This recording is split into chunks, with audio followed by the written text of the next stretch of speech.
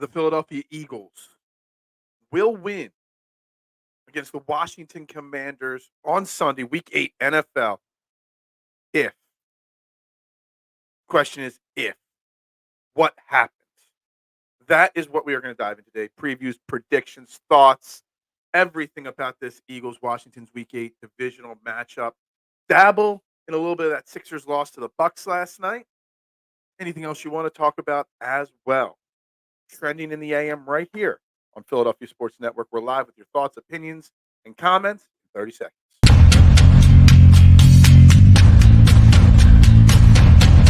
Fourth and goal.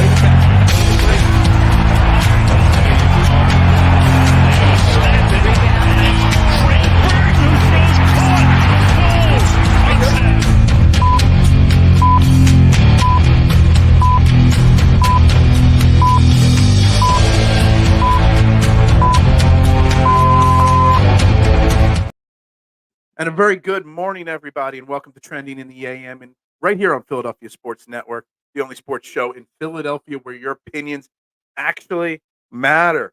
I'm your host, Phil Stiefel. You can find me on all social media platforms at Beard of Knowledge, Twitter, TikTok, Instagram. Shoot me a follow if you can, and make sure you hit that like, subscribe, and share button. No, don't hit it. Smash it. It's free to do it. Doesn't cost you a thing, and it helps the algorithm. It helps this show grow as we continue on this great journey of building this morning show right here on Philadelphia Sports Network. We got lots to talk about today. We got Eagles, Washington Commanders, second matchup right here of the year, divisional matchup. Uh, you know, Week 8 of the NFL, a much different team now than when we faced Washington at home a few weeks ago. We're going down to Washington and that beautiful stadium they have down there in D.C. To break down so much about this game. We will dabble a little bit in the Sixers. Bucks last night fall on opening night. Very close game. It was a little sketchy there in the second quarter, but the Sixers pulled it together. They look different, but the same at the same time. So if we want to talk about that, we can as well. So get those comments in, get your thoughts in. Versus her, I know. Man chatters should be happy this morning. Your Bills won, barely. I don't know if the Flyers' success is sustainable, but fun to watch right now, dude. I couldn't even watch the Flyers game. It was halftime of the Sixers game last night. I'm like, you know what? Let's put the Flyers on and give them 15, 20 minutes. Go to NBC Sports Network. They're not on. If you don't got ESPN Plus, you can't watch the game last night. Again, just another reason why I hate streaming services taking over my sports. I'm not paying for ESPN Plus, Hulu Live Plus, Amazon Prime, Apple TV, all these sports. I'm rocking a Philadelphia Union shirt.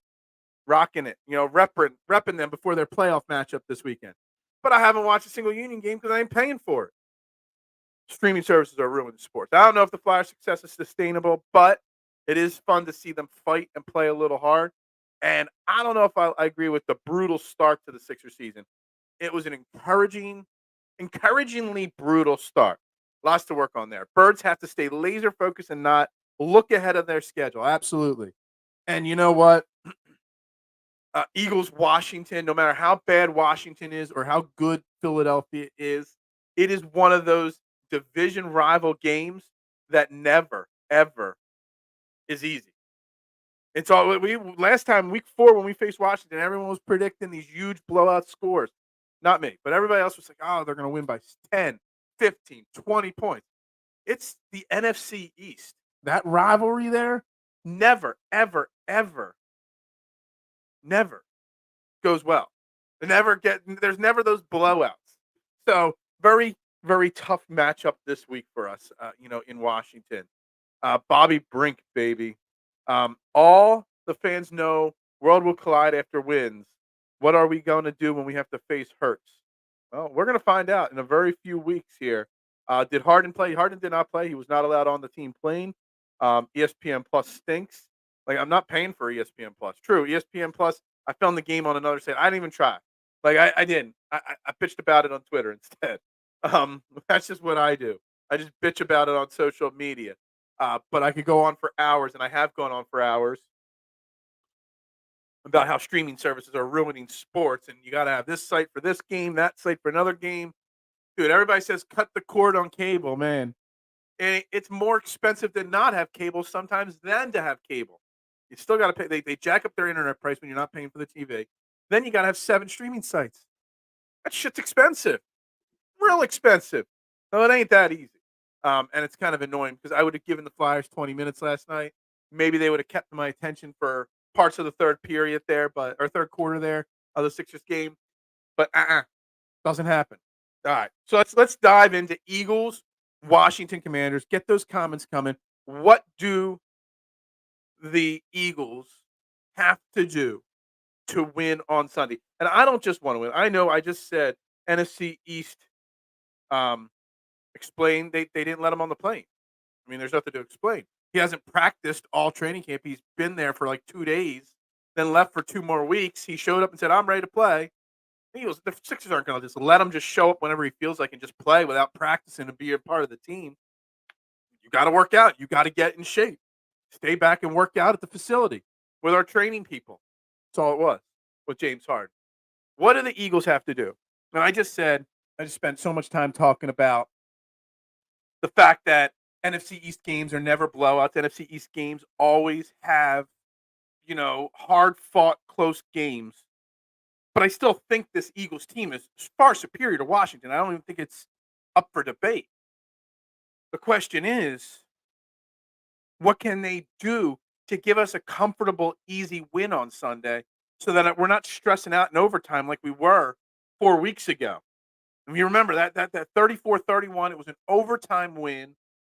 We gave up a touchdown as time expired, which I'm still not over because the play before should never have only lasted 3 seconds. I'll never get over the Philadelphia clock operator having a play for 3 seconds. But this team should be capable of doing what's necessary to blow out Washington. Washington is not, repeat, not a good football team. Okay? Not at all. Okay? We should have no problem with them.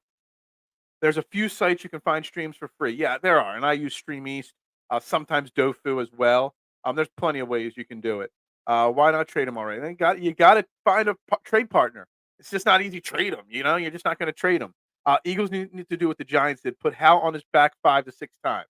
That is absolutely one of the keys to the game. Getting after Sam Howell.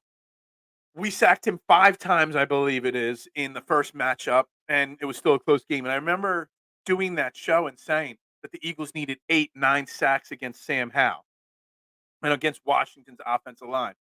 All the credit that the Eagles defensive line gets, the Washington defensive line gets, the Eagles defensive line doesn't get enough, I don't think, at this point. I mean, Jalen Carter, Jordan Davis, and we're mostly healthy on the line now again. We have to be able to get after Sam Howell. Their offensive line at Washington is not good, and we need to be able to hit Sam Howell a lot and often. We need to be able to rattle his cage. He's got 7 interceptions. We talk about Jalen Hurts, so does he. Got 7 interceptions. He's got fumbles. You can rattle Sam Howell, and you've got to get pressure on him. It is one of the 5 big keys. When you go to phillysportsnetwork.com and you look up Nick Faria's article about the 5 keys to victory, and that's one of the 5 keys. Showing that the Eagles' defensive line is actually more elite than Washington. Washington's got Montez Sweat and Chase Young and Josh Allen. We'll get to Josh Allen in a few minutes because I think that's another key matchup right there. But we have to be able to put Howell. If we get 5 sacks on Sam Howell, it's a close game. We need 7, 8. We haven't had one of those big body bag type games yet this year. That's what we need, K1, in my opinion. I know of one very good one, but any additional, I'm all ears. Commanders in disarray. Eagles should win in a blowout. This is what we said last time. Well, that's what all of you said last time, Marky Mark and the Funky Bunch. We all said that the Eagles should win easily last time. But did they? No, because it's Eagles, Washington. There's always that built-in rival there. Washington gets up a little bit more when it's Eagles. There are going to be thousands of Eagles fans at this game. I am sure of it. They're going to be rocking. I don't even know what it's called anymore, their stadium. It's just a cesspool, a shithole, pardon my language. It's just a plain old dump. down in Washington. I'm not a Josh Harris guy. I don't support Josh Harris as Sixers owner. But the one thing Washington fans will have to realize at some point, Josh Allen will find a way to get them a new stadium down there in DC so they don't have to play. I mean, if you just wait till before and after the game footage comes out and you see the locker room for visitors down there, it's like I've seen high school gyms that are nicer than what they put the visiting team in Washington. It's just a dump. Bill fans are finally at peace with Allen running more because Hurts said it's okay to run. We're going to get to Jalen Hurts a lot today for sure. Let me say it again. You get hurt running is a misnomer. Hurts. Yeah. Chuck, what's up? Good morning, Phil. I avoid paying for that other crap as well. I see that K1 and I chose you over the curmudgeon 365. Well, thank you. I appreciate that. Always choose me. Everybody complains about all the bigger sites, the bigger networks, the bigger everything. You don't have to go to the bigger sites. There's plenty of great small timers like me trying to eke out a little bit of a reputation here doing it, and they might not care about your opinion. Here, I care about your opinion. I do. I want to hear your opinion. I need to hear what your keys to victory are on Sunday. Keys to a dominating victory because we're going to win. Whether we hit on our keys or not, we're going to win on Sunday. It's a matter of whether we win 38-21 or 27-24 or something like that. That's all that matters. The Commanders know the Eagles know the Giants, the Cowboys know the Giants. It's the same thing in the AFC East, man, chatter. Bills games with the Patriots are normally Bills just lost to the Patriots, when they should have easily won. Jets and Dolphins, those four teams. When you're a division rival, it's always going to be a hard fought matchup. You know, teams, even the worst of teams, get up for their division rivals. Right on, Chuck. That's right. That's right. This is the place. This is the best place in the morning. And it's not even just an hour anymore. Now we're up to 90 minutes. Jeremy, what's is up? 7-1 sounds real nice. It does sound real nice, Jeremy. But they still gotta win. They still gotta show up. This is not a this is not one of those games where you just show up and assume. The Phillies just showed up for game 6 and 7 and assumed they were going to win, and we see how that ended, Jeremy. So we've still got to do certain things to win. Key number 1, hit Sam Howell and hit him often and literally, really just rattle his cage, and it can be done. Disagree. Eagles win by 10. I'm not saying the Eagles don't win by 10, Brian. I'm saying don't be surprised. Everyone came in here into the comments on the Friday show before the week 4 matchup, and we're predicting all these 15, 20-point blowout victories against Washington because Washington's a bad team. Let's not discount anything. They are not a good football team. I can't believe Ron Rivera is still the head coach at this point. As Marky Mark and the Funky Bunch set up here, they're in disarray. They've been in disarray since day one. But it's an NFC East game, and NFC East games are closer than normal or closer than they should be on a weekly basis. Look at the Giants Washington game last week. I mean, that was just a dreadful game. 14-7. The Giants beat Washington with Tyrod Taylor. They're back, of course.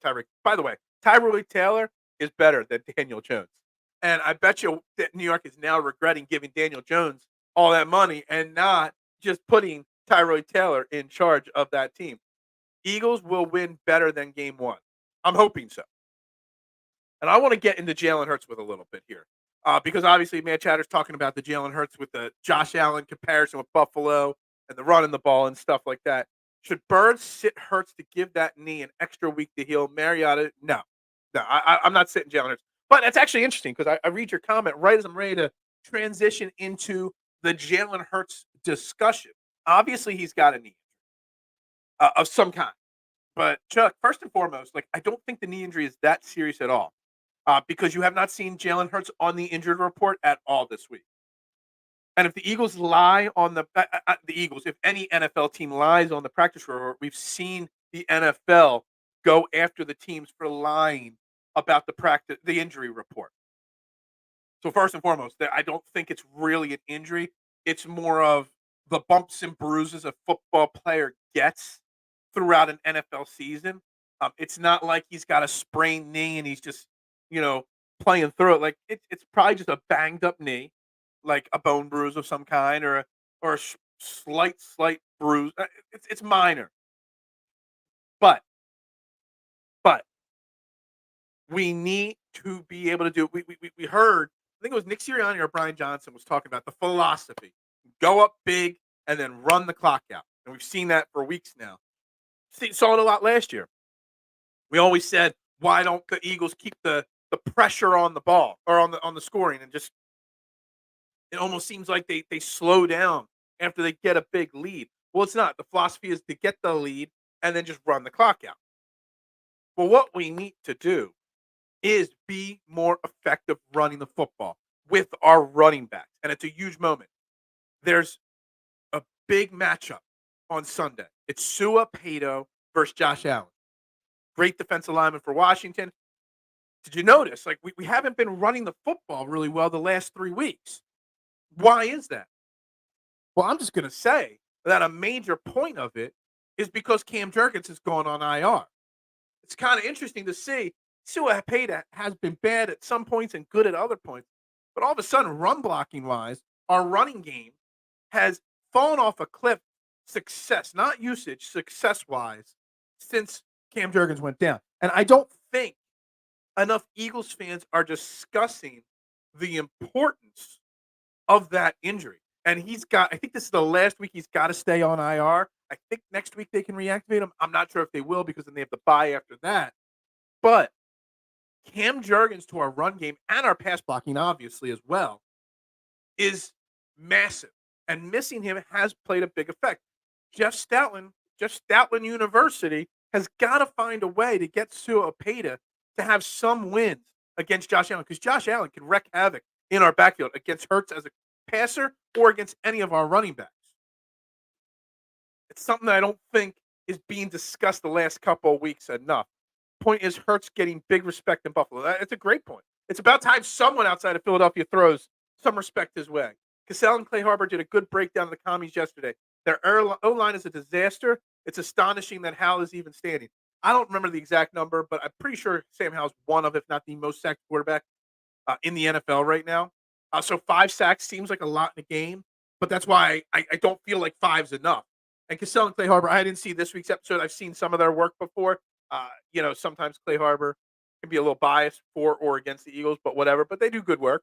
5's not enough. 5 is like the point that you need to get to, but you want to see even more than that because that's how you win this game. You keep their offense off the field. You keep Hal rattled. You keep Hal from not getting the ball to Terry McLaurin, which we're going to get to Terry McLaurin.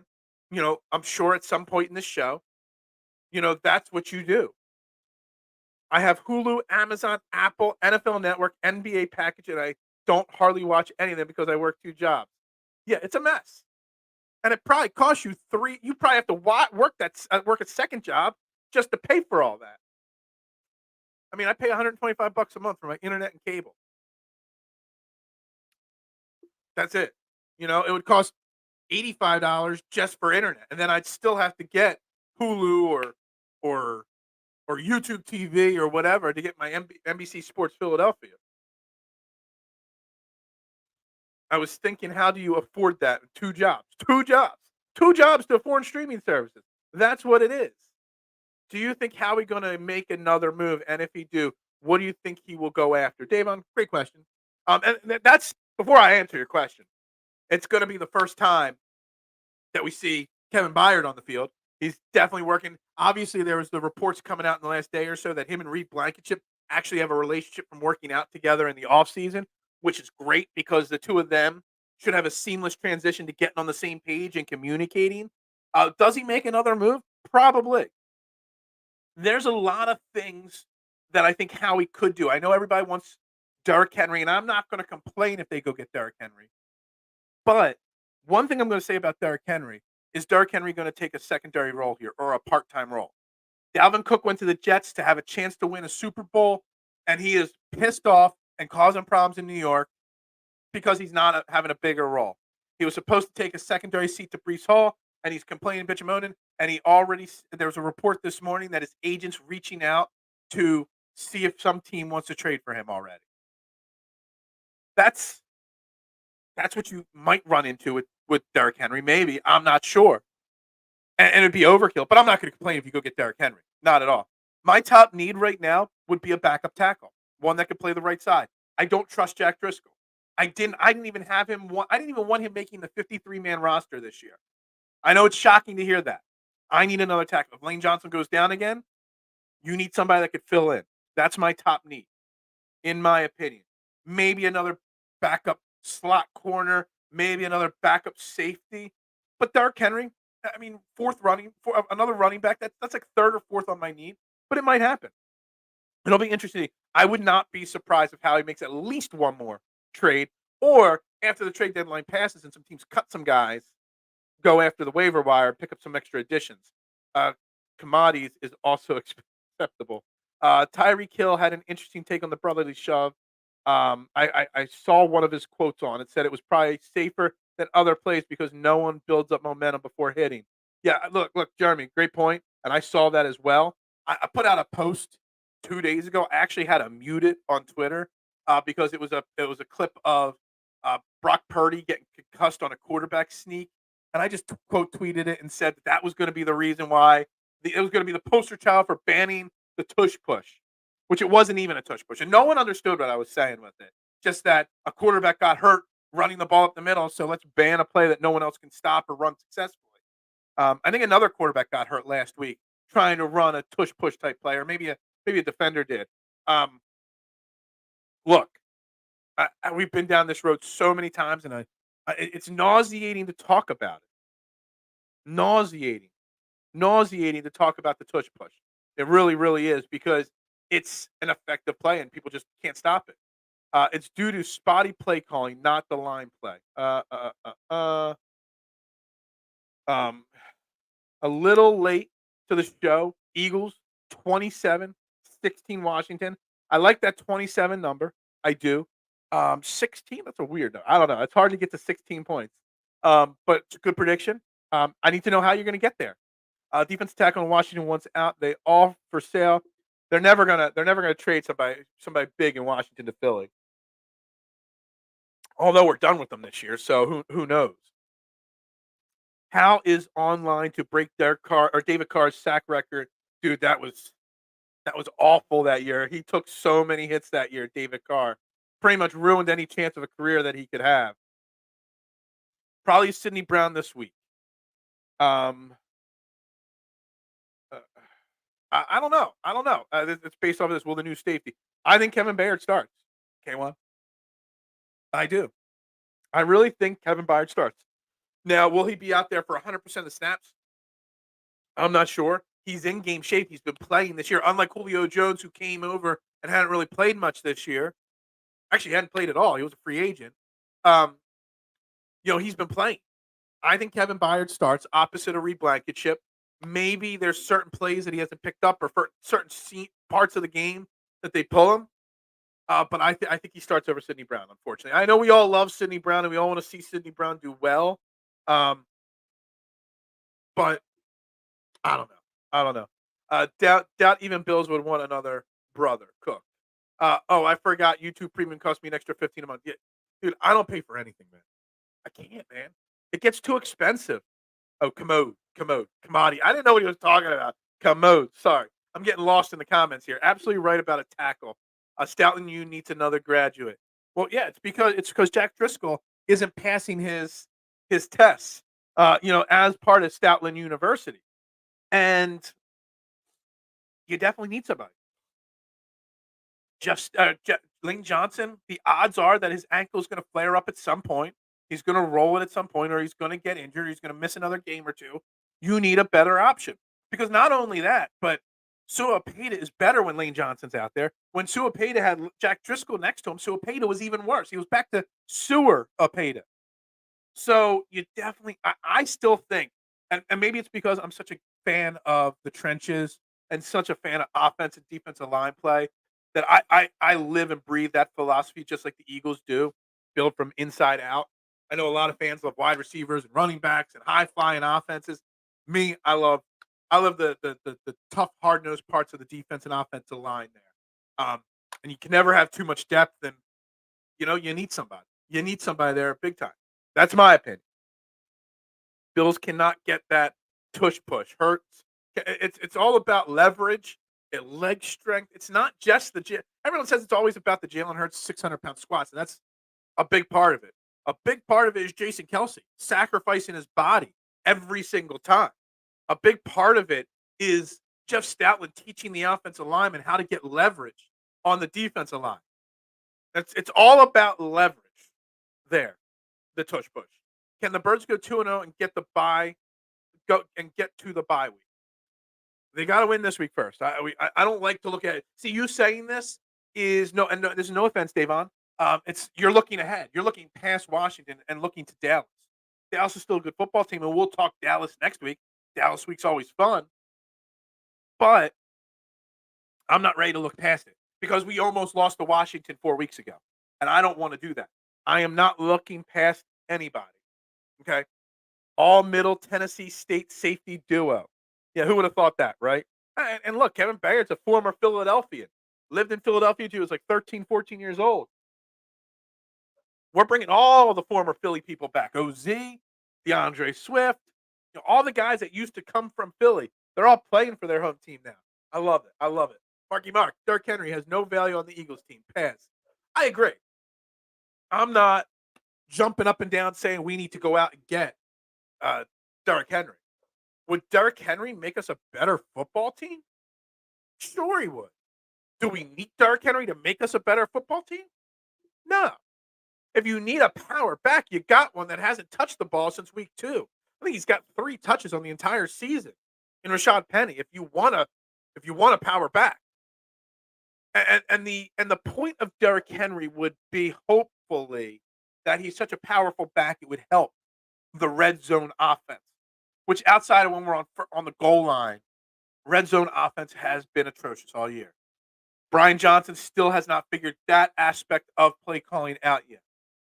Now we're lucky we have the big playability. We're lucky that we haven't, let our red zone deficiency cause us to lose games or anything like that. But Derrick Henry would solve some of that, you would think. Running Derrick Henry, inside the red zone versus Kenneth Gainwell might result in a few more positive plays, without a doubt. Would Derrick Henry, though, be okay taking a complimentary role? And I'm not saying he would be the 2 to DeAndre Swift's 1, but he'd be the 1B to the 1A. Would he be okay with that for a chance at a Super Bowl? He's getting later in his career. Does he want that Super Bowl? Before I make that trade, I'm talking to Derrick Henry and making sure he's okay with, you're not getting the ball 20 times a game here. You might get 10 to 12 touches. Maybe 14 on a heavy running game. That's where I'm at with that. It's overkill. If you're going to get me a tackle, an offensive tackle to back up Lane Johnson, and then go get me Derrick Henry, sure. Then I'll be okay with it. But if Derrick Henry's the only other move, depends on what it costs. Again, I won't get upset about it, but I also won't. I'm not pushing for it very hard. I'm looking forward to the count. We're Eagles fans, David. So we got Davon, DAYVON, and then we got DAVON, JDM and Tyree. We got 2 different Davons, and I'm trying to keep track of which one's which here in the comment section, and I appreciate y'all.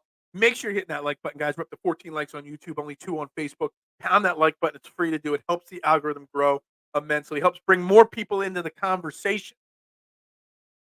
We all look forward to Cowboys Week, Davon. It's just simple matter of I'm not ready to look past this week yet because any given Sunday, anybody can win in the NFL, and you can't look ahead. And that's what they did against the Jets. They looked ahead of the Jets game for the big Dolphins, Kelly Green night, and look what happened. We lost. So, I'm not ready to talk or think about Dallas.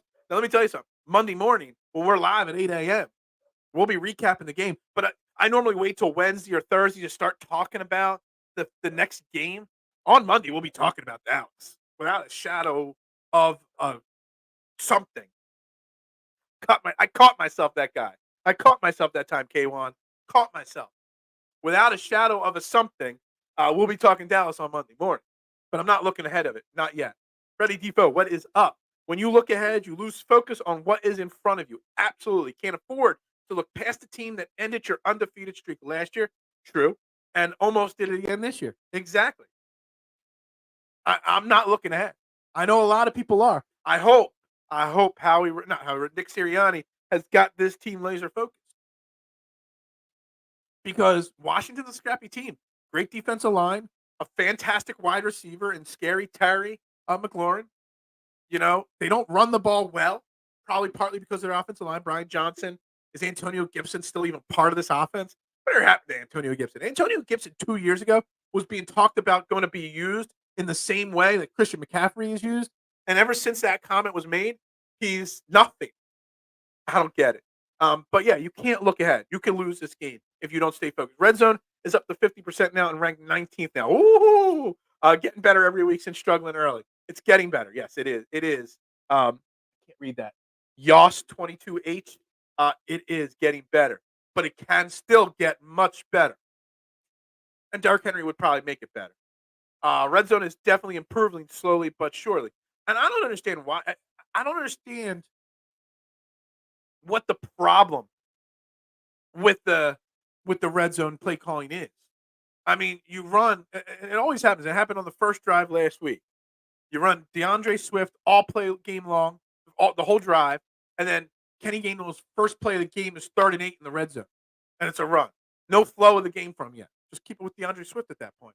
Or you've got Dallas Goedert, Julio Jones now, A.J. Brown, 3 super tall receivers that can outmuscle anybody, and you don't throw them the ball ever in the red zone.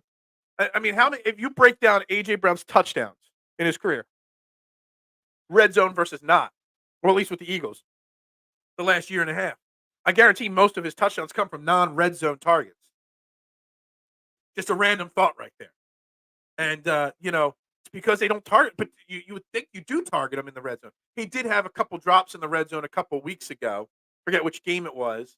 He did drop 2 touchdown passes in the red zone, but that's not very likely of him or common with him. Frankly, to change the subject, I'm very depressed Phillies aren't in Arlington getting ready for. Dude, I'm trying, Mark. I am trying to move on from the Phillies. I am trying. I tried to watch the Sixers objectively last night, but my disappointment and my negativity on the Phillies was coming. You can, if you go through my Twitter page last night, you can read the negativity in the tone of my tweets about the Sixers, and it's all because of the Phillies. Still, I'm not over it, and I don't know when I will get over it. That team should have won. Should have won without a doubt. See, I skipped the word there. Phil, good morning, Will Smith. I'm at work, tuned in. I appreciate it. I appreciate it. Tell all the people at work to be tuning in as well. Hey, I like Shadow of a Doubt. It's the name of my high school band. You were in a high school band? I like it. I like it. Were you the drummer, Mad Chatter? You strike me as the drummer. Regardless of how bad Washington has been playing, they seem to always play us tough. Exactly, Bobby. And that's why I'm not looking ahead. That's why I'm not predicting a 17-point blowout or anything like that. Now, it might happen, but I'm not going to go into the game with this mindset that we're going to win and it's going to be a cakewalk. I'm just not going in with that mindset because then you just set yourself up for disappointment and failure. I'm looking at the thing. I'm really upset. Dude, Mark, I know. And I'm right there with you. I did not say I haven't slept more than 3 hours 2 or 3 times this week since I lost. I won't lie. Part of it's because of that. I'm thinking about the Phillies. It's a shame.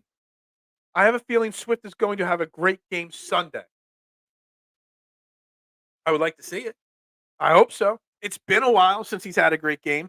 And look, and Damon, I said it at the beginning, one of my keys to victory is Suapeta being better.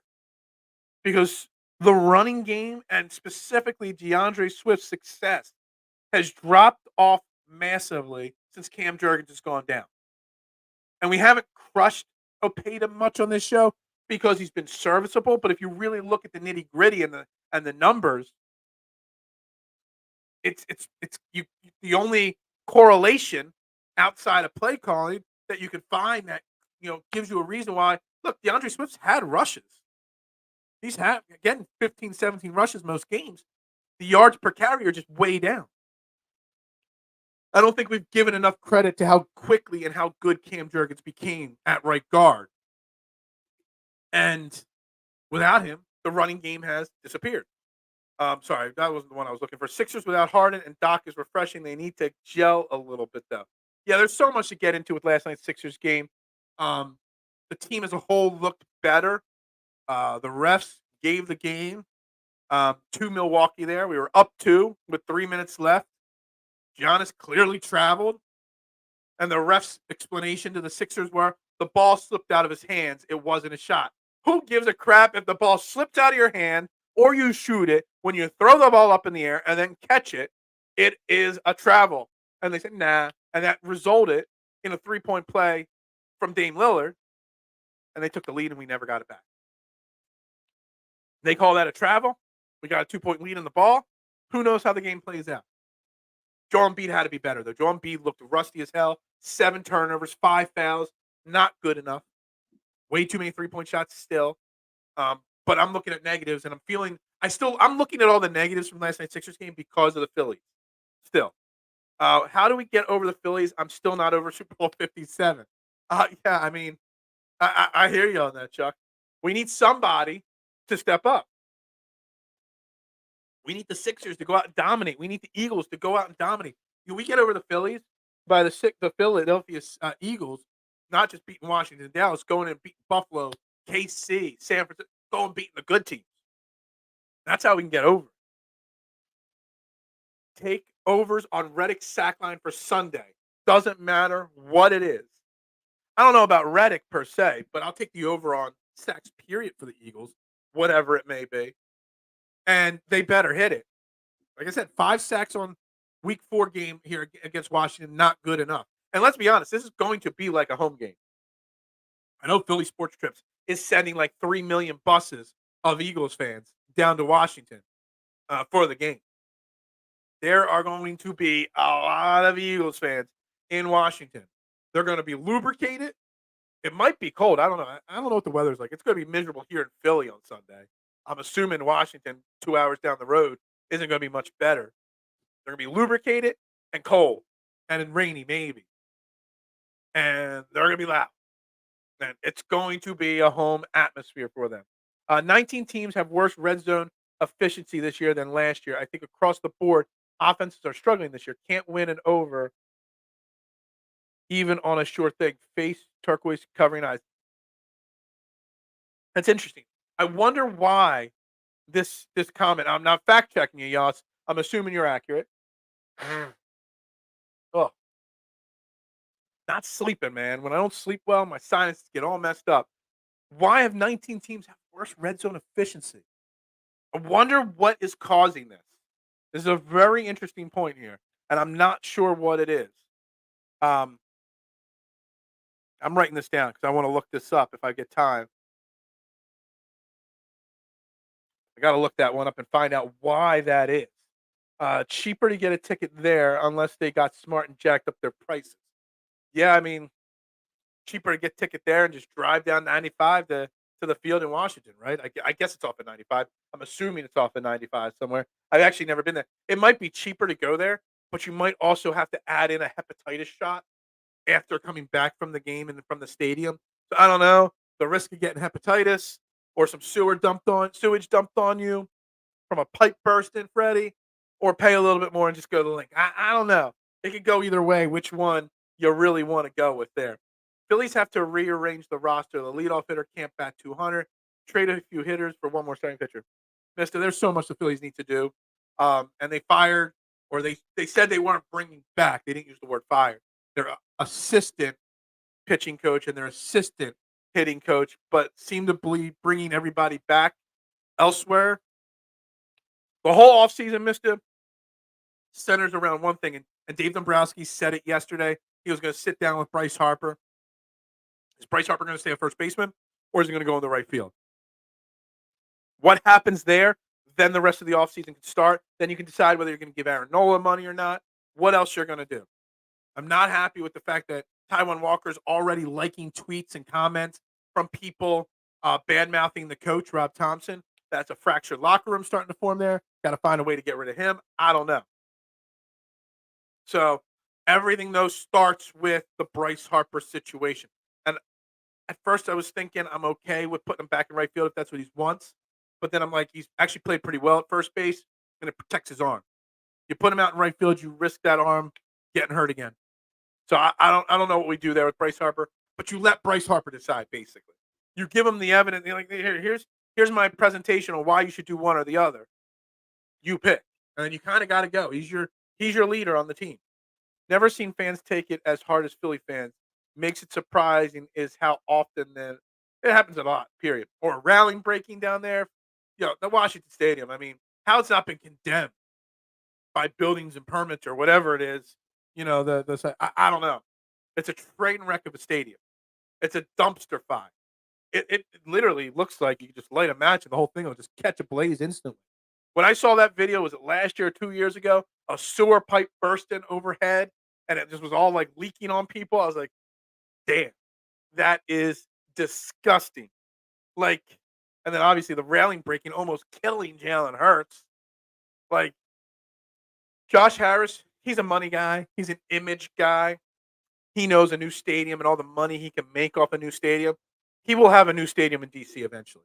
Where? I don't know. Whether it stays in DC or it goes to like somewhere in like Northern Virginia, like a Fairfax or a Leesburg, Virginia area, who knows? But they will have a new stadium there in DC eventually. You owned Dolphins, they the hardest. I don't know if I would say we owned the Dolphins, but we played a damn good game. We played the game we played against Miami this week against Washington, the exact same. We win by double digits, without a doubt. I didn't say shadow. Did not say shadow, K1. I'm working on it. I'm working on it. You can get the clap from sitting in Washington stands. Like that would be the least of my worries about what I'm catching there in Washington. Like, period. Like, I'm being sarcastic and joking, but there's a part of me that I'm not joking. It's that bad of a stadium. Literally, sewer pipes burst on fans in the stands. Railings fall over. It's disgusting. It's terrible. It is one of the worst stadiums. Maybe not one of the worst turfs in the league. That would belong to Meadowlands, which we got out of that, safely somehow, somewhat safely. But man, they're doo-doo on the field. Absolutely. I know you like it, but K1 called me out. So I'm working very hard to not say it ever again.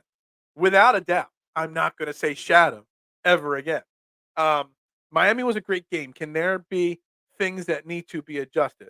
Yeah, there could be things that we could work on. I was really interested, though, in the talk on the offense. And we've always talked about why this Eagles offense tends to get a lead and then slow down. And I think it was Nick Sirianni that talked about it. And he was like, what we like to do is get our lead and then run the clock and dominate the time of possession. And that's a sign of a team that doesn't care about stats or flashiness. They just want to win. And I really liked hearing him describe it the way he did, because it's not that the team is changing how they play. They have a plan and they're sticking to it. So it's good. Now, back to some other keys here. So we've covered Jonathan Allen versus Sua Payton, and how big of a deal that is. We've covered the Eagles' defensive line getting pressure on Sam Howell. Huge one. Okay. We haven't really talked too much about Jalen Hurts in this knee. We talked about it at the open. Somebody commented on his knee, sitting him or something like that. You're not going to sit him. But what would you do differently with Jalen Hurts, knowing that there is a banged up knee? And honestly, I'm not going to do much, if anything, different with Jalen Hurts. Like, are you going to try to protect him? The problem is, if you protect him, you take away what makes him special. Now, am I going to call as many designed runs or quarterback draws as I have in the last few weeks or last few years? Not going to happen. Am I going to have him running the RPO as much as he does? No. But I'm not going to put handcuffs on Jalen Hurts in the offense because of the knee. The bye week's 2 weeks away. He can rest that knee up on the bye. I mean, that's it. Like, if the knee was an issue that we had to adjust our game plan, he would be on the practice report. He'd be listed as a limited participant even on the injury report. He's not. And that's because I think we're overblowing the knee injury. Is it hurting? Sure, it probably is. Is it going to stop him from playing and being him? If the knee injury was a big deal, he doesn't make that pass to Jalen Hurts on Sunday against Miami, where he took a huge hit, stood in the pocket, and fired that bomb and dime to A.J. Brown. He doesn't do that if his knee hurts that bad. He doesn't scramble, for first downs if the knee's that bad. Look, I'm not worried at this moment at Jalen Hurts' knee. And I'm not saying I want less designed runs or quarterback draws because of the knee. I'm saying I want less designed runs and quarterback draws just because I don't like the plays and they haven't been as effective as they have in years past. Jalen Hurts has, even before he hurt his knee, has been playing with a slightly different mindset of protecting himself as a player. The response from Hurts after the pick six was great. Kept his mind in the game. Jalen Hurts is great when he makes a mistake. I mean, he's making far too many. I do not want to let Jalen Hurts off the hook whatsoever for the interceptions, the fumbles. I don't want to. Because he's got to be better, obviously. Without something of a doubt. He's got to be better.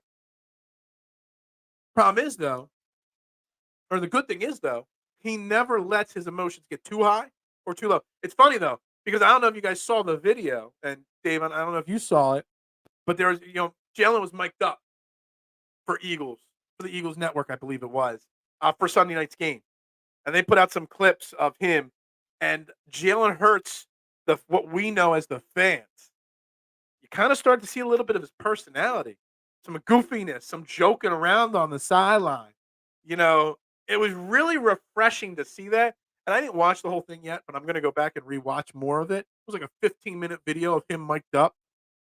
It's kind of refreshing to see that there's more personality in Jalen Hurts than this stoic, dry, laser-focused guy. And it's kind of like same thing as I've been comparing him to Tom Brady a lot. Not the quarterback, but Tom Brady, the personality. Where it's football, that's it. He has nothing else going on. Like, he's laser-focused 24/7, 365 days a year on football, and that's it. And that's what Jalen Hurts is. And I even said after that ESPN article, is Jalen Hurts too focused on football and not enjoying it? But as Tom Brady's career went along, you start to see more and more of his personality. Now, as Jalen Hurts goes on, maybe we'll start to see a little touch of his personality as it goes on. It's not just football. But when he makes a mistake, he doesn't get down on himself. He doesn't get pissed off at one of his teammates. He doesn't do any of that. He's like, next time out, we're going to be better. 1% better. Whatever cliche thing you want to use. You got to love that. How much of a lead for you to let them bench Hurts? I don't even know why. I mean, no offense, man. I don't even know why we ask that. I mean, you got to have a big lead, and it's got to be the fourth quarter, I guess. But I'm not worried about the need to protect him where I'm trying to get a lead so that I can bench him. Like, I don't need that. We don't need to protect him in that manner. And no offense, Washington isn't going to let us get that kind of a lead. It's a division rival game, a division matchup. It's always a hard-fought game. I don't know, statistician, if you're watching, how many times has a Washington-Philly game been a 14-point win or more? Probably not that many times. It's just not going to happen. If you start game planning around protecting a player, that's when things start to go haywire. Because you're changing your philosophies, your game plans, everything, and you're taking whatever a great player, even if you take Jalen Hurts out of it, any great player, whatever makes them special, whatever happens makes them special, you can't stop that. Yes, it was great to see the video as well. I didn't watch all of it yet. I'm going to go back and watch it all. I need a Hurts touchdown celebration. Haven't seen one yet. And I don't know if you will see one on camera. I need like a TMZ camera, like somebody following him around, keeping an eye on him. There you go, Marshawn. I wanted to put Lane in the center. I wanted Lane to stop getting blocked behind my big ass head. So I moved the Lane to the big screen right there and took him off the back screen. Joel, right there. He's there. Don't worry. I would never bury the Joel Embiid jersey ever. Not at all. I'm big on load management, but I might be wrong. Well, Matt Chatter, it's interesting you say that. So I don't want to get on a side tangent too much here on this show. But in my mind, I've thought about this before. We see load management in the NBA all the time. Might not get as much of it with Nick Nurse and the Sixers control now, but the NFL eventually will go to 18 games. And can a quarterback sustain? Like they barely can make it through 17 games or 16 games. 18 games is even more, or you're going to be even tougher. So if they do eventually go to 18 games, do we see a load management cut type thing? A week 8 game like this for the Eagles, would this be a scenario where they rest James or Jalen Hurts because 18 games is too much for a quarterback? I don't know. It could be a scenario that's done. I don't know, but it's different in the NFL than NBA and other sports. Load management is a totally different phrase. It's a 17 game season versus 162 or 82. You can only load management so much, and you don't want to hurt your players get hurt. But again, if you play scared or you coach scared with your players, that's when they get hurt. If you start taking Jalen Hurts out for plays just to give him a little load management, that's when he gets hurt. If you tell him, don't do this instead, because we don't want you to get hurt, then he's going to start thinking about it. When you start thinking about injuries and protecting from the injuries, that's when the downfall starts to happen. So I'm not for the load management in the NFL at this point. Bills players, Vaughn example, it's different. Load management with a quarterback is different than a defensive line rotation. The Eagles run a defensive line rotation better than anybody. I mean, they've got Jordan Davis, Jalen Carter, Fletcher Cox, Josh Sweat, Hassan Reddick, Brandon Graham. The list goes on and on. Milton Williams, forgot about his name. Marlon Tupelodu. It's different. We got 8 guys for 4 positions there. So you can rotate them in and to an extent load manage them, just keep them fresh for the bigger moments of the game. But your quarterback, your offensive lineman, your wide, you can't load manage those guys, and they get out of the flow of the game, and especially the quarterback. If they go to 18 games, they will have to increase both the 53-man roster to 56 and the practice squad. I agree with you, Duck. They will. And the NFL wants 18 games to make more money, but then they're going to have to spend more money on more roster spots. So I don't know how it's going to. I think it's going to happen, Duck, at some point. I don't doubt it at one bit that there will be a longer season at some point. They're going to have to eliminate another preseason game, I guess. Um, I guess. But yeah, you're gonna see an 18th game. It's not next year, maybe 2 to 3. But what did they say? Roger Goodell signed an extension through 2027, I think it is. I'll put him at like 66, 67 years old. This is probably his last few years as the commissioner of the NFL. I bet you his final goal as the commissioner of the NFL is to get the season to 18 games. And by 2027, his last year as the commissioner, there'll be that 18th game by then. I just don't know how long it'll take. Also don't know when the next CBA is up for the NFL. If you know, you can drop it in the comments and it'll clarify. But either by the time Roger Goodell's done or whenever the next CBA comes up, that is going to be a major talking point right there. And see, I get some good points occasionally. I mean, I'm not just all fluff here. Sometimes I think some things out. Sometimes, not all the time. Sometimes I do. Your backup quarterback will have to become more important. The backup quarterback is already important in the NFL. Some teams value it. I'll leave this up here for a second. Some teams, like the Eagles, do value it more than other teams. And you see teams around the NFL that don't value it. And when their starter goes down, there's problems. But the Eagles always seem to have an option. And look, I don't want to use the greatest example of them all. Carson Wentz goes down towards the end of an MVP season, MVP caliber season. You got Nick Foles ready to step in. We've seen Gardner Minshew step in. Josh McCown step in. I love this comment. AT, I don't know who you are, AT, but I appreciate it massively. And we're here every day, 8 a.m., 5 days a week, 90 minutes a day now. Used to be an hour. It wasn't enough. Went to an hour and 15 minutes. Wasn't enough. Now we're doing an hour and a half. Hopefully someday it all pays off. I don't know. But thank you. And when I see comments like this, it means a lot to me. So I greatly appreciate it. Hurts is a bad example. He got a Jordan mentality. He has a Jordan mentality, And I don't know if you remember, Man Chatter, it was a conversation we had during the preseason or camp on this show. I don't know if you were on the listening that day, um, but he did seek out Michael Jordan in the offseason. And he did spend time, I don't know if it was in person or over the phone, talking to Michael Jordan about success and staying successful and not letting success get to his head and how to stay focused. And it was talked about in that ESPN magazine article, how he seeked out Michael Jordan to learn from Michael Jordan. And Michael Jordan told him, just keep that circle even smaller and smaller. The more success you get, the more money you get, shrink your circle. That's why we know so little about Jalen Hurts off the football field, because he doesn't let anybody find these things out. But I don't know about the Jordan mentality. I say Jalen Hurts is the best example of what Mamba mentality really is at this point. Here's a key for me. This week was most exciting. The more games, the less. Yeah, maybe. Um, Love it. I appreciate. I appreciate each and every person that's in here every single morning. I will say I'm a little disappointed. Yesterday's show was the first show in 4 months that didn't crack 100 YouTube views. We're normally around 200, sometimes up to 300, a few times over 400 YouTube views, but we're always 170 to 220 every morning with replays and stuff. With replays, we only got to 98 views. That's all on you guys. How dare you? That's what happens when I dedicate a show to the Sixers instead of the Eagles. Everybody stops watching for a day.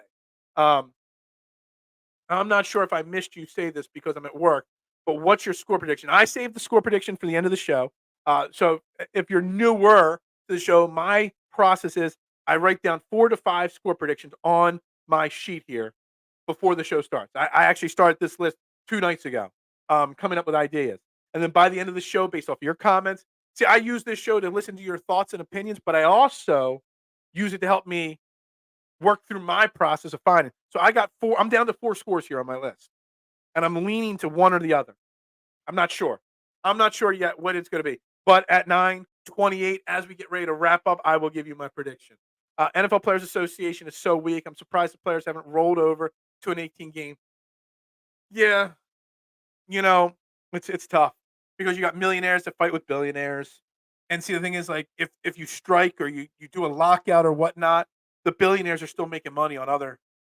The football teams aren't their only source of income. Players, most of their income comes from being a player, and they don't want to strike. They don't want to hold out. So they do give in pretty easily a lot. I'm surprised 18 games hasn't happened. I'm surprised the players haven't gotten more guaranteed contracts. Um, Really, MJ, huh? He literally did. Jalen Hurts literally go find. I'm sure it's online somewhere. There's an article from before the season started. I think it was sometime early in the training camp schedule. So sometime in July, late July, ESPN had an article on Jalen Hurts. It was like it took me 15 minutes to read it, and I had to read it twice because it was such a deep article, and so telling on who Jalen Hurts is. But a part of the article was that he had to spend time with Michael Jordan in the offseason talking about success and how to not let success go to his head. Hurts has his eyes down the road, doesn't pay mind to distractions. Absolutely. I mean, this offseason, he signed a $250 million contract. He got his master's degree. He spent time with Michael Jordan to learn about being a better star. Plus, he worked out his ass off all offseason. Look all the things he did this. What did we do? Like when I look at myself and I'm like, what have I done to accomplish anything? Do I put that effort in? No. Now I'm thinking about how I can motivate myself to be even better today. I mean, seriously though, like Jalen Hurts is never satisfied, and he doesn't let the distractions get to him. Like we all talk about. I'll get back to that in a second. I didn't even read it, Duck. Um, we always talk about all the people like Chris Simmies and Dan Cilios and people that criticize him and crush him on a regular basis. But we all get upset about it. I'm guaranteeing Jalen Hurts doesn't get upset. Some of it he might use as motivational locker bulletin board material, but he doesn't get distracted by it. He's not searching out those negative comments. Is it just me, or has the quality of games decreased with the 17 game schedule? Maybe, maybe. I don't know. The offenses haven't really. Just the 17 game schedule. I don't know. I got to think about that one a little bit more. I got to be real. After the Phillies loss, I have no desire to watch sports or be on social media. It's tough, Mark. It is. But I guarantee you, I know you'll be sitting there on Sunday watching that Eagles Redskins. Or Redskins. Somebody count. It's the first time I've done it in a long time. I like Eagles 29, Washington 16. What's with all the 16s? 29-16 is a weird score, too. That means field goals, safeties, 2-point conversions, stuff like that. Weird prediction. But I actually don't dislike that one, Mark. I think that's a fair. You're going to keep Washington fairly low on the points. Eagles aren't going to probably score massive amounts, but I do like that. We're going to get to the other comments in a moment, but we talked about this. So CBS, thank you, Bobby, for looking this up in 2030. So that's not until after Roger Goodell is done as commissioner. And I'm assuming he's going to be done as commissioner when his next contract's up. That's when a lot of the sports commissioners retire, about that 65 to 70 age range. I think he's going to be 66 or 67 in 2027. So if that's the case with 2030, then before he retires, he is going to try and get that 18th game on the books. I don't doubt it. The president of the NFL Players Association is in the owner's back pocket. Who negotiates a new contract before the television deal was done? Yeah, I remember that. That was kind of odd. Definitely a little odd. Because you were talking NBA, you don't win friends with Sixers. You don't win friends with Sixers. Yeah, I guess not. I guess not. The right thing for NFL to do is go back to 16 game schedule, but add 2 buys. This increases weeks of TV revenue if you add a 17th game. Look, I'm all for the 17th bye, even with 17 games. And if you add an 18th game, you're definitely gonna have to add a second bye. And I'm firmly behind um, them adding that extra bye, but having also like a communal bye. You can have a communal bye. You could. I know that wouldn't help TV revenues, but you can have a bye week that's the same for everybody, and then break up the rest of the bye weeks, the second bye week throughout the year. You could. I'm all for a second bye week being added, whether we go back to 16, stay at 17, or go to 18, whatever it may be. I am all for a second bye. I've said it before, and I'll continue to say it. I think it's extremely important that they do that. What number is Bayard? I could Google search that. I don't even know. I don't get excited about jersey numbers like other people do. Like everybody's always wondering um, what jersey people are going to wear. He was 31 in Tennessee. Let me see. Didn't come up with that. It looks like on NFL Shop he's listed at 31. Oh, that's right, because they cut somebody who was wearing 31. They waived somebody that was wearing 31, and he took 30. They only cut the guy because he won at number 31. Um, NFL loves parity. They do. More games. I wouldn't be surprised if they add more teams. More parity. They do love that parity though, and we're getting that in the NFL. There's a lot of 3 and 4, 4 and 3 teams and stuff like that. Teams winning on random moments. We got to do a quick reset here, guys. You're watching Trending in the AM right here on Philadelphia Sports Network. I am Phil Stiefel, your host. We only got 19 likes on YouTube so far, so make sure you pound that like button. If you're watching on Facebook, hit that like button, hit the share button, the subscribe button, turn the notifications on. All that stuff helps continue to grow this show. You guys love it. I love doing it. Help me out doing those things there. I'd greatly appreciate it. And just like that, we're right back to the comments. I even want it 18. I even want 18, but you don't get that. Um, yeah, I don't know. 18 games is going to be tough. You're going to see more injuries. You're going to see a lot of things. But the NFL is probably one of the biggest businesses in the world, and it's big money. The money that's spent on these TV deals is massive. So you're going to get an 18th game at some point because they're going to make more money. And yes, the owners are the ones making the big money, but the players will make more money off of it, et cetera, et cetera. Yeah, Bayard's wearing number 31. That is correct. Flag football coming to the Olympics. That will help the NFL popularity internationally. Then they will get expansion teams overseas. That's an interesting. The flag football thing is really interesting. Um, the fact that it's getting added to the Olympics is interesting. Didn't know flag football was that big, or they wanted to put football in the Olympics, but knew there wasn't enough players in other countries to field real football. Like the U.S. football team would just destroy every other team if they had real football. So maybe flag football is a precursor to getting real football in the Olympics down the line. I don't know. But I'm interested to see flag football in the Olympics. I really am. 18 weeks, 18 games, 2 buys. You're not going to have 18 weeks, so that means 16 weeks with 2 buys. They will never cut it down to 16 now that they've got it at 17. Josh Norman, who cares? I don't care about numbers. I don't. Number 31 because we released Goodrich is who we released. That's right. I know we released somebody that was wearing 31. Look, I don't get hyped. Everyone's like, everyone can't wait when like the draft happens. What number are they going to wear? I don't care. You can see I got one DH Gate jersey right there, and I've got one jersey that I won at a golf outing, and that's it. Like I don't buy jersey. And my Roy Halladay jersey, it's authentic, but that was given to me as a Christmas gift by my in-laws. Like I don't buy jerseys. I don't get excited for jersey numbers or jerseys. They're just too expensive for me to get excited about. NFL wants to get back into Europe. Yeah, I don't know. We've had this conversation about European, like a London team or whatever. It's going to be tough to do. But maybe they start a secondary league. Maybe the NFL Europe comes back eventually. I don't know. Um, Number 420. Am I right? You're making jokes now. That's why they push so hard for flag football in the Olympics. Yeah, yeah. It's going to increase the popularity overseas even more. It is. That's why we already have multiple London games. We're getting a Germany game. You get the game in Mexico every year. You're going to see more and more international games. I'm just not sure. I'm just not sure. You know, if there'll be an international team really soon. You got a guy. Mark, I think you got a guy for everything, but I'm gonna hit you up on that as long as they're cheap. But the DH gate, they're not bad for 20 bucks. They aren't. I know it sucks. Yeah. Mob, Boss, and Goodell should lose the Gruden case. Yeah, I don't know. I gotta think about that. It's been a long time since I've even thought about that. So that's down the line. They should cap ownership profits at like a few hundred mil. Rest goes to they definitely got to do more. And that's the great thing about Jeffrey Lurie. Jeffrey Lurie's always giving back to the community. He is one of I say this, he's one of the crown jewels of sports ownership in the world. Counting all the soccer club owners and cricket owners, team owners across the globe.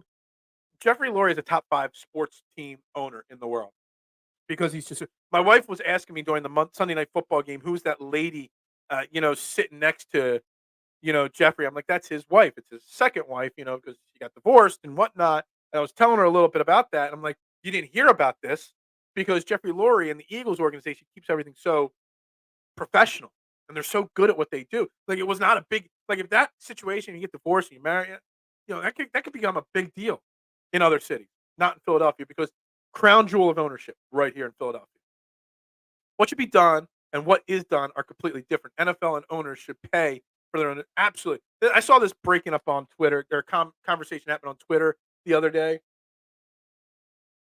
And the fact that we pay for these stadiums, it's ridiculous. But I don't want to get political on this show, Duck. But that's because the people you vote for and put in office. It is. So that's all I'm going to say about that. I'm not going to get political, but they don't pay for those stadiums. We do every time. Yeah, look, don't want to get political. Let's get back to this game. Sports Illustrator, someone should rank owners. They should. It would be a great. I'd be interested to see what an ownership ranking would look like. Me, I would have Jeffrey Lurie in the top 5. I don't know all the soccer owners. I don't know all the cricket owners. I don't. But in my mind, Jeffrey Lurie's right at the top there. I have met Lurie's new wife, Tina, when she was the hostess at the restaurant. I mean, more power to her. Going from a hostess at a restaurant to Jeffrey Lurie's billionaire wife. I love it. I mean, we should all strive for that kind of greatness, right? No, we don't need to strive for Jalen Hurts greatness. Strive to find a sugar mama or sugar dad and be good to go. If London gets a team, call them the British Bulldogs. Love it. Why have I not thought of this before, mister? Like, I don't know why I have never thought of this. How did I never think of this? Man, I missed out on the opportunity for this great joke. My apologies. I cannot believe it. That's fantastic. Um, Not political. The taxes of peeps going to owners. Yeah, it's the rich get richer and the poor get poor. Um, Vietnam restaurant. It's a great spot, Phil. I used to work with the Lay's good people. You know everybody, Mark. Like you're a man about town. Like I'm surprised if you ran for president, you know so many people. You would probably win a presidential election in this country, Mark. You would have my vote, and I would just hope I get the first interview right here on Trending in the AM on Philadelphia Sports Network with the new president of the United States, Mark Moscatelli. Mark with a C. Um, half her family is upright citizen, the other half are quite the wannabe thug. I would have known that. And interesting, British Liam. I'm going to tell Liam about that one. You're the British Liams. Anyway, let's get back to keys to the game for the Eagles here. We got about 20 minutes. Wow, I could roll through some keys here, and then go through the NFL schedule, predict some games, give my prediction, and then we wrap it up for the day. We only got 20 minutes left to go. I got to look at this. There's a great article, like I said, from Nick Faria, who's been on this show before on Philadelphia Sports Network, about keys to victory, and I thought I agreed with every single one of them. Ron Rivera versus Nick Sirianni. I hope Nick Sirianni doesn't get outcoached by Ron Rivera. Ron Rivera, I don't think was going to last this season. I thought by week 4, 5, 6, he would have been gone already. Give Eric Bieniemy, half the season as an interim to see if he could be a head coach. It hasn't happened yet, but Ron Rivera is also, even though he's got one foot out the door and he's almost done, Ron Rivera is still a veteran, very solid coach in the past. And if Nick Sirianni's not on his game, he can get out coached. That's a key, in my opinion, right there. The other key that I didn't get to touch on too much here is Terry McLaurin versus Darius Slay, James Bradbury, whoever covered him. We've got to keep Terry McLaurin in check again. We did a pretty solid job keeping Tyreek Hill under 100 yards. Yeah, he had a touchdown, but under 100 yards receiving. Got to do the same. Darius Slay and James Bradbury have come under a little criticism this year, partly because of injuries, partly because they just look a little older, a little slower. We got to see a quality performance from our cornerbacks. We cannot let Sam Howell hit open Terry McLaurin regularly. I know they play off. We don't like it, whatever. Let these guys keep them in front of you because you're afraid they're going to burn past you. But yeah, here it is. Terry McLaurin does kill the Eagles regularly. We did on week 4. Terry McLaurin had 8 catches for 86 yards, no touchdown. That's that's the baseline. We don't want it any worse than that. If it starts getting to 150 yards, a touchdown or two, then we're in trouble. And Terry McLaurin's done that against the Eagles in the past. We can't let Sam Howell do it. That goes to the other key about getting pressure and sacking Sam Howell, but you got to contain. You're not going to ever stop an elite wide receiver. You're not going to stop Terry McLaurin. You're not going to stop Tyreek Hill. You're not going to stop A.J. Brown. You got to look to try to contain them. And that's the thing. Like, A.J. Brown keeps beating all these guys.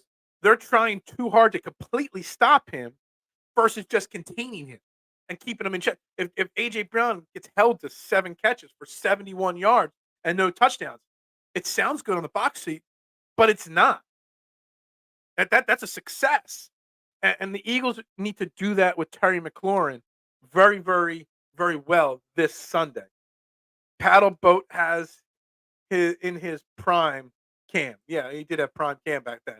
If Rover Run didn't flinch, Birds probably lose that first matchup. It was literally this close. It really was.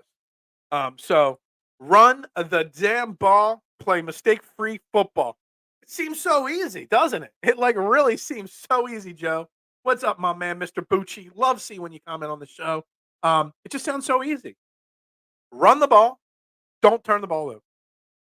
Pretty simple. Game over. Eagles do that, they win. But yeah, that's really key. I wanted to make sure I touched on the Terry McLaurin thing briefly because I think it's so important. All right, let me run through the schedule. Obviously, I was right on the Bills. I said the Bills would win, but would not cover the 9.5. I was right on that one. So first 1:00 game on Sunday on my board here. Dallas is home against the Rams. I think Dallas wins, but Rams cover. I'm going to say Rams +6 on that game. Close game. Rams are a better team than we realize. Who's going to stop their wide receivers? They're passing the ball. We'll see how the defense plays against the Cowboys. Cowboys are a train wreck. That's one. That's an interesting one right there.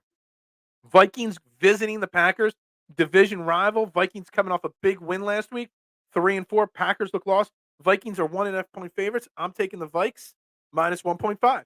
See, I do this on the fly. Like I don't predict these ahead of time. I didn't even look at the games this week yet. I'm predicting this on the fly. Actually, don't let it be a trap game with Dallas. Exactly. And we said that at the beginning of the show, Joe. That's why we lost the Jets game. I don't believe in trap games, but that's what it was. I don't believe in that philosophy or letting it happen. One of the keys of beating the Finns was limiting the yak. Exactly. You limit the yak, and that's why sometimes playing off the wide receivers is kind of okay because they can't get behind you. Did you watch the last play last night? I did not watch any of last night's game. How many times do I got to tell you I don't pay for Prime? So I don't watch Thursday Night Football. Vike win the cover. Yeah, absolutely. Without a doubt on that one. Falcons are going to the Titans, Tennessee. The Falcons are 2.5-point favorites. I'm going to take Atlanta and the points and the 2.5 points there. I think the Falcons are actually a pretty good team this year. They're a quarterback away from being a very good team. We got a pick'em game, no point spread. Saints at Colts. It's a tough one, man. It's a real tough one there. I'm gonna take the Colts, but um, I'm not confident in saying that. We got Patriots going to Miami. Miami's 9.5-point favorites. I'm gonna say the Dolphins win, uh, but the Pats cover plus 9.5. Dolphins are gonna struggle. They're a little let down after last week's loss. Patriots coming off a big win the week before against Buffalo. It'll be a hard fought divisional game. 9.5-point lines. Division games never work out, so that's where I'm going to go there. Jets at Giants, dual home game. Giants are technically the home team. Jets are 3-point favorites. Yeah, I'm taking the Jets there. Actually, no. I'm taking the Giants plus 3. Tyrod Taylor is better than, much, much better than Daniel Jones. I've always been a Tyrod Taylor fan. No excuse to give up 31 points to Washington like we did in game 1. Absolutely. Godwin was open, plus 60 plus was perfect. And I heard that there was a almost touchdown catch on a Hail Mary. I don't know. But I didn't really watch it. First time in a long time, a Hail Mary didn't touch any player. I saw that. How do you have all those players and it doesn't touch anyone? I don't know. I heard that Goodwin just literally just needed to be 1 second quicker on turnaround and it would have been a touchdown. I don't know. Um, you have to say it as many times as it takes to get through my thick skull. Well, I'm going to keep saying it. Miami win and cover. They got a chip on their shoulder now. Patriots got a good defense, and they beat Buffalo. They've held a lot of offenses in check, so I think the Dolphins win. But a 10-point win, that's tough to expect in a division. The Giants I got covering. Jaguars at Steelers. Jaguars are 2.5-point favorites. They're on a 4-game winning streak. Jags keep flying. I was high on the Jaguars to start the year. They struggled at the first. Now they're back, playing really good football. The Steelers, I'm still not buying them. I'll skip the Eagles game to the end of the show, but they are still a 7-point favorite. The Texans at Carolina. Texans are 3-point favorites. I'm going to call the upset here. Panthers get their first win outright. Outright. Outright. All right. Cleveland at Seattle. I don't even know who's the quarterback for Cleveland this week, whether Deshaun's playing or not. Cleveland's 3.5-point favorite, or Seattle's 3.5-point favorites. Seattle minus 3.5. Lock it up. Chiefs at Broncos. Chiefs are 7-point favorites.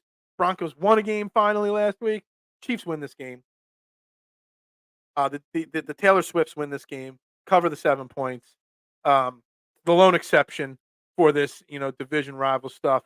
Ravens at Cardinals. Ravens are 9.5-point favorites. I'm going to take the Cardinals plus 9.5, but the Ravens do win this game.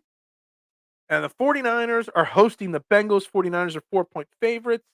Debo is out. The Bengals are playing well. I'm going to take the Bengals and the points, but I don't know who's going to win that game. And then Sunday Night Football, Bears at Chargers. That's an awful Sunday Night Football game. Chargers 2-4, Bears 2-5. Chargers are 8.5-point favorites. Wow. Yeah, I got to take the Chargers minus 8.5, even though I think the Chargers stink. That's a terrible game. That's my game. Let me catch up on some comments. He Schwarbered it. I don't even know what we're talking about anymore. Jags will win. I don't have a call if they will cover because Pitt has been playing well. I don't buy 2.5 points. All they got to do is win by a field goal. So that's why I got them covered. If they're going to win, they're going to cover most likely. Steelers will win outright. Outright. I don't know. I could go. The Jags have won 4 games in a row. So that's why I'm leaning Jaguars there. KC in the cover. I like it. I like that prediction. The Kansas City Swifts cover. Philly Phil lock of the week. My lock of the week is the Eagles win. without a something of a doubt. Almost said it there. Almost said it. Almost. But then, uh, Rav and they didn't cover. Ravens and they don't cover. Sorry, yeah. I'm like, Rav, what? Ravens and don't cover. Um, Chargers and they cover. Man, is there a worse Sunday night football game this year yet than the 2-4 Chargers versus the 2-5 Bears? And let me tell you something. The Chargers are going to go out and smoke the Bears on Sunday night football, and all we're going to hear about on Monday on ESPN and Fox Sports and every national media, Justin Herbert is this great quarterback, the face of the NFL, and blah, blah, blah, blah, blah, blah, blah. But then when he goes up against a good team again, he's going to stink because Justin Herbert is just an average quarterback that's got a great arm.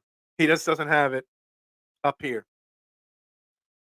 He's wasting all that talent. That physical, God-given talent is being wasted in LA.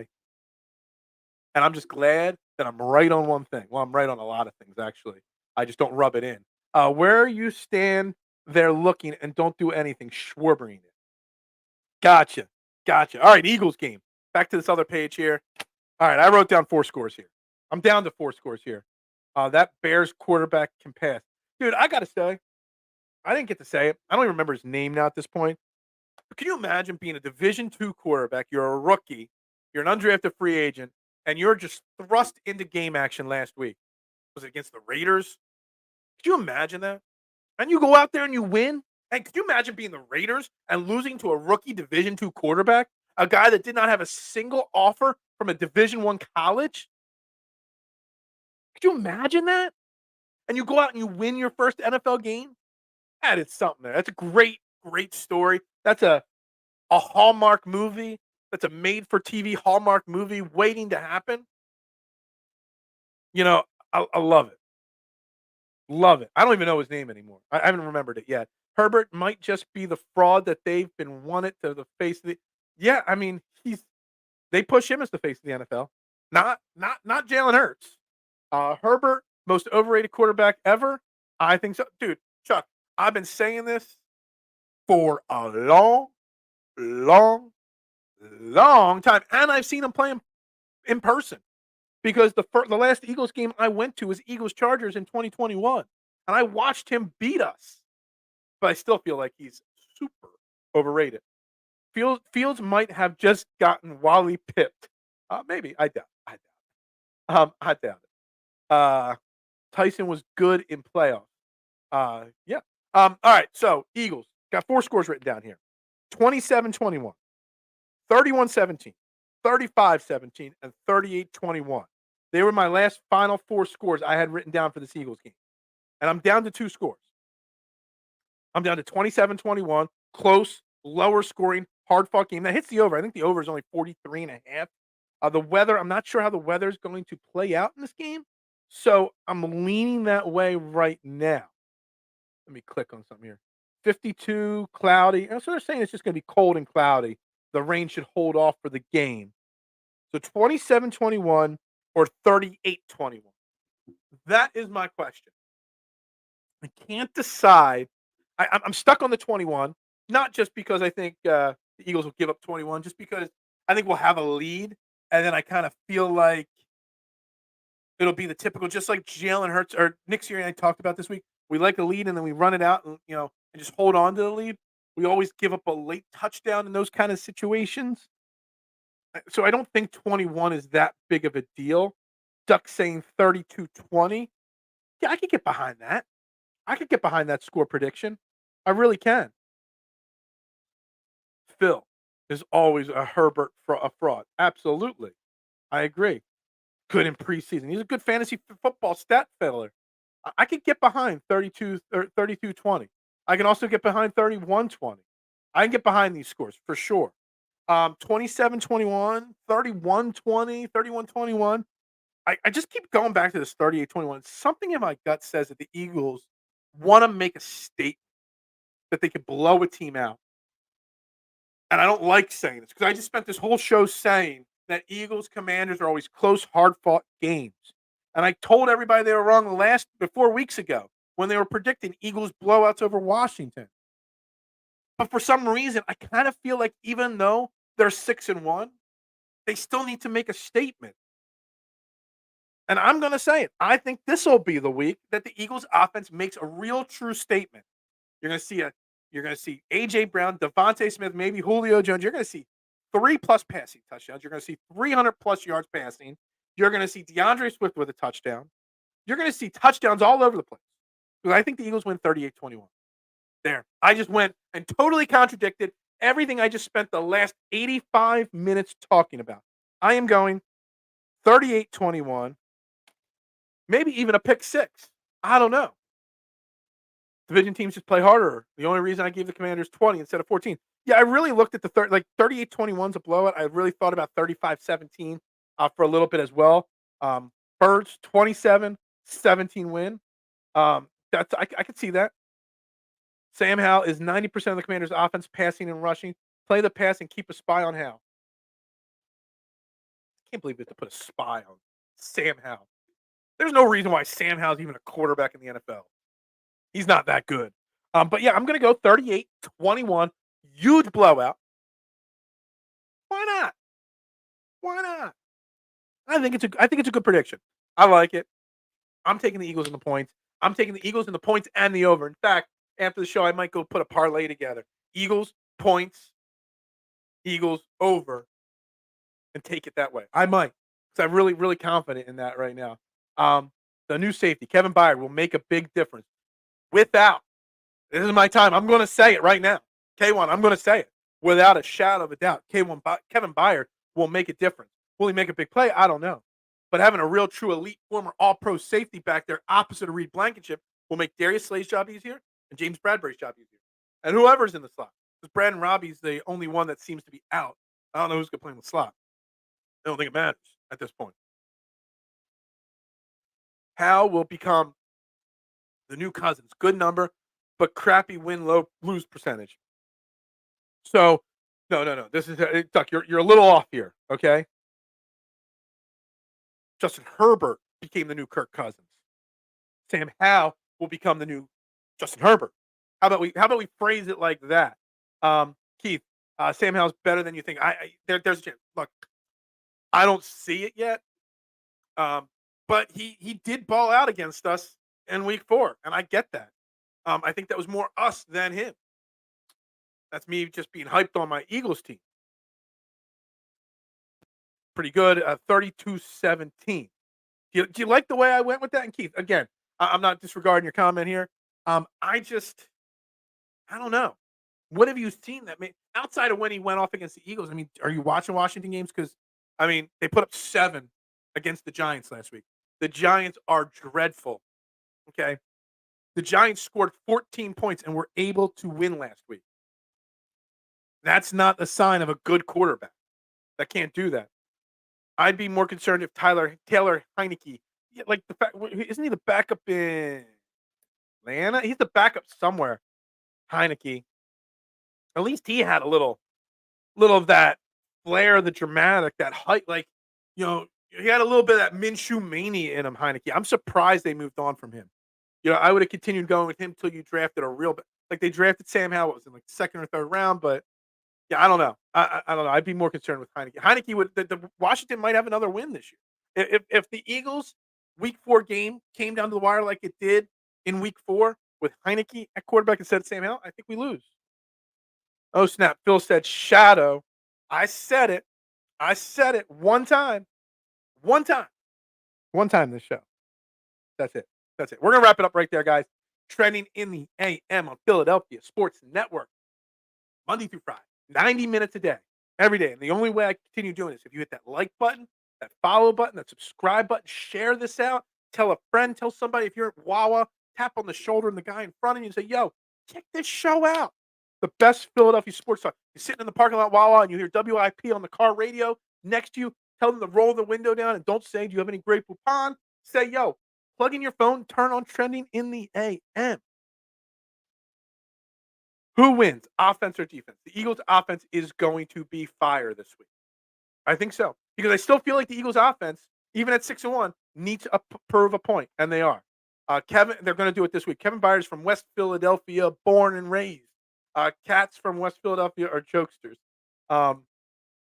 He's a first-year starter and has flashed more than Hurts in his first year starting. Wow, that's a bold statement there. Bold statement, Keith. Bold statement. He did start last year a few games too. It's his first full year as a starter. Jalen Hurts in his first year as a starter, first full year as a starter, took his team to the playoffs. But Sam Howell going to take the Washington Commanders to the playoffs? Not going to happen. Just so you know, he's a first year starter. Sorry, same comment twice there. Sorry. Sorry to disagree. I'm going to do it as professionally as I can. But Sam Howell ain't taking Washington his first full year to the playoffs. Plain and simple. All right, guys. Got to wrap it up right there. Eagles are going to win on Sunday. Lock it in. We'll be 7-1 going into Dallas week. Monday starts Dallas week. I love Dallas week.